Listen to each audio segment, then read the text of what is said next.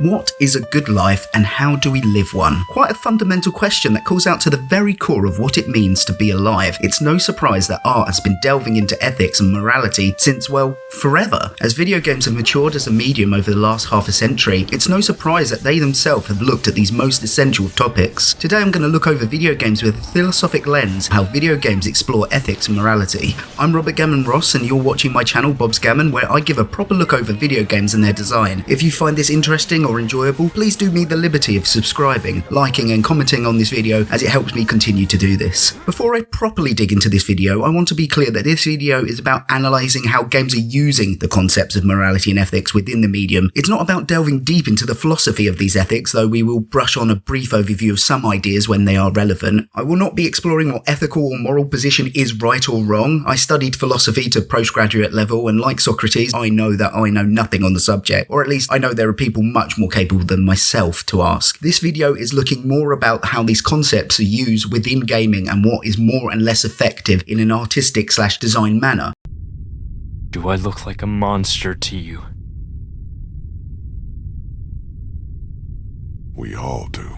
What is ethics and morality? Before we ask how video games implement these terms, we probably should have a firm understanding of what these terms mean. You probably have a rough idea of what these words mean, and you probably aren't wrong, but people tend to know these terms more by vibe, and so it's worth getting a grip on a bit of a definition. Definitions are supposed to make terms easier to understand, but for these complex concepts, some believe that such a definition may be impossible. For the sake of the scope of this video, we will ignore that and use a working definition in order to not get too stuck. Morality. Morality is a code, or codes of behaviour, that all rational people would endorse. That means that the moral thing to do is the thing that all rational people would do in the same situation, such as giving a thirsty person some water if you had some spare. This is an ideal definition of morality that is normative. However, if you are describing morality in the real world, you could talk about a culture's or a person's morality. In that case, you're not defining an ideal moral code, but a specific set of codes unique to that person or culture. While this may be common usage, I don't think that it gets to the real core of what we look at when we discuss morality, and so I'm going to stick with that more ideal normative definition. Ethics. Ethics is a bit easier to define, as I understand it as simply doing the right or the good thing. So theories of ethics revolve about what is the basis for the right or the good thing to do. Good here is actually a much more expansive word than we use it in everyday language. It's talking about the good, and what we can say is like the perfect ideal thing, though you'll see the word ethics used much more specifically when we look at ethics of particular subjects such as nursing or football, etc. These are looking at what is right or good to do within these specific disciplines. A code of ethics is therefore a code of conduct that is made so people act in a way that is both good within and without that discipline. While these definitions are hardly perfect, and they may have opened up a bit of a can of worms by confusing things further, and I'm sorry if that is the case, what you need to know is that debates about morality and ethics are about what is right and good, and what are the foundations for them being right and good. In this video, I have grouped 3 unique ways I think that games implement these discussions on what is right and good. I don't think these groups are exhaustive or definitive by any means, but they are helpful in pulling apart how games use and explore these concepts. Many games, maybe even most, will use more than one of these, but looking at these groups will help us understand the design ideas that are prevalent when implementing such ethical topics. The first group is games that ignore ethics. Well, this is a group that actually we're most likely going to ignore because they don't actively encourage debates about ethics and morality. I'm thinking of games such as Super Mario, Gran Turismo and Minecraft as good examples of these games that don't actively engage in debates over moral dilemmas. This doesn't mean they cannot be the focus of ethical questions. I imagine there's at least a dozen video essays on how Minecraft can be used as an example of non-renewable resource extraction being bad for the world. But while this may be a valid ethical argument, it isn't actually encouraged by the design of Minecraft and requires you to bring the argument forward for yourself rather than intentionally or overtly bringing these ethical discussions forward. Ethics explored through narrative. Most stories have ethical considerations to them, and video game stories are no different. This section is about ethical exploration that is purely narrative in nature. By that I mean there are very limited interactive elements involved in these ethical discussions, and we can see no active design elements that revolve around ethics as a concept. Ethics is mainly brought up through the plot, but is explored the same way as every other plot point or theme. This isn't a bad thing in of itself, and can be well explored, but there is a limited difference to watching a film purely in regards to ethical matters. A good example of this is Final Fantasy VII's environmental message that is a core theme of this blockbuster game. I actually wrote about this for the independent gaming news site GameSpew a few years back, and I have a link in the description below. There's little way of ignoring the fact that Final Fantasy VII states that the unrestricted siphoning of the planet for resources is a bad thing, and this is an ethical statement made by the game. It has all the life on the planet swirling through a force called the life stream that is being extracted ruthlessly for profit by Shinra. If it already wasn't a bit on the nose, you literally start as part of a eco-terrorist group that are donned as the good guys. What they are doing is seen as good for the planet, the people, and is the good thing overall. There is more nuance and debate going on, especially in the remakes, but there is an undeniable ethical message within Final Fantasy VII about the environment. This is told to us through cutscenes, dialogue, and plot. This doesn't make the point less valid, but it doesn't establish this ethical idea in a way that is purely unique to video games. There are some things games are able to do that films cannot. Firstly, you tend to spend more times with a video game compared with films, books, and TV, especially if we're talking about JRPGs, and the player can dictate the pace, at least to some degree, to which the story is told. Story-based games also allow you to play as a character or characters. This extra time and point of view does make empathy maybe easier to achieve, and that can elevate our ethical understanding. The most unique way that these games can differ from their film counterparts is that there will be elements of less linear storytelling. This could be having to explore for extra content or navigating an area that is affected by ethical decisions despite them decisions not being your own. In the original Resident Evil, there's the infamous Groundskeeper Diary, the itchy tasty one. This is a piece of writing that is a decent story about how a groundskeeper of a mansion is slowly turned into a zombie. Looking at this with an ethical lens, we can see that this reinforces the grave inhumanity of Umbrella, the company who developed this zombie virus as a bioweapon for profit and control. The writing itself does a good job of painting this horrific deterioration of this person due to this virus, but reading it outside of the game is nothing compared to experiencing this diary within it, where we get to explore the mansion, see this degradation of humanity around us, and when we find this diary and presumably the groundskeeper within this context, it does add to our acceptance that Umbrella has caused a truly resident evil.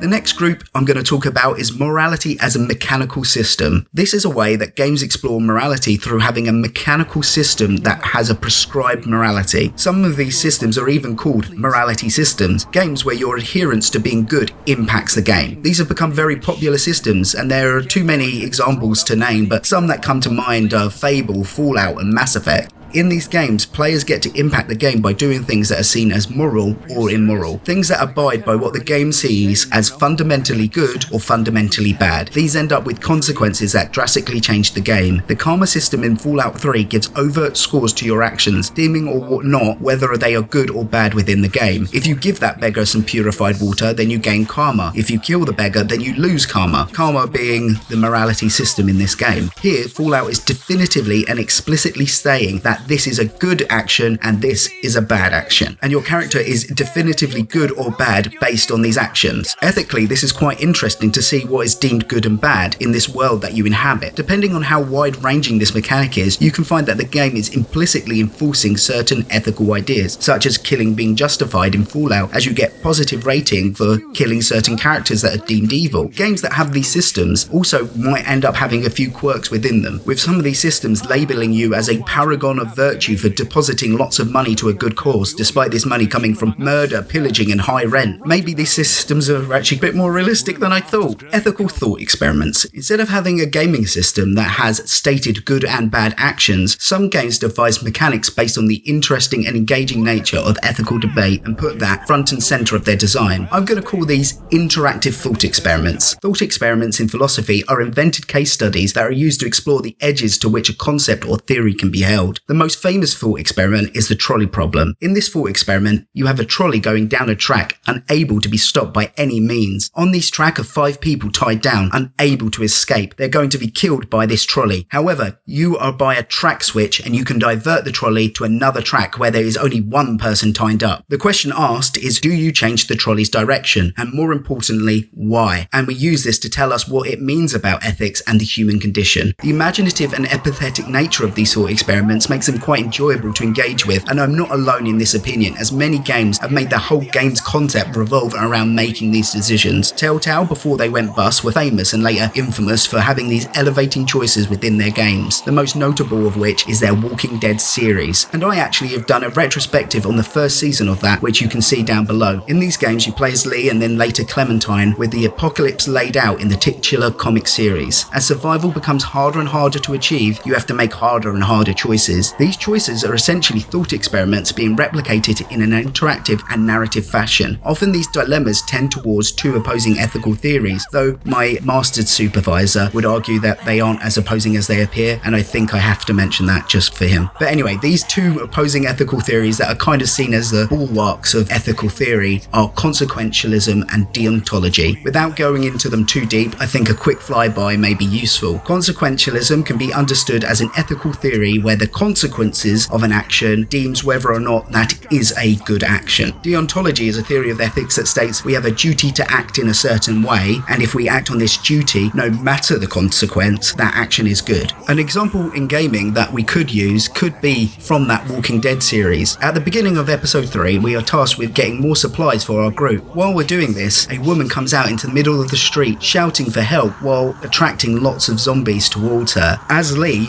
we can choose whether or not we want to put her out of her misery. A consequentialist could argue that as the woman is already bitten and therefore going to die, that getting more supplies for our group and therefore maybe saving more people in the long run is a better action and the good thing to do. A deontologist, who may think that having mercy is a duty, might say that the action that is good to do is to put her out of her misery and stop her suffering. Of course, you can play games like this without thinking about the ethics involved, focusing either on roleplay as a character or just joking about seeing what goes on. However, you are certainly encouraged to think about the dilemmas that you face. This is so evident in the case of The Walking Dead that at the end of season 1, you are explicitly challenged on all the decisions that you made, urging you to ethically justify your actions. An interesting difference to note to the previous group of games is that these games do not necessarily state what is the correct choice, except for in maybe the humorously bad options for you to make. You may be challenged on your choices, but there are no good or bad options deemed by the game that are intrinsic in that way, that are set in stone.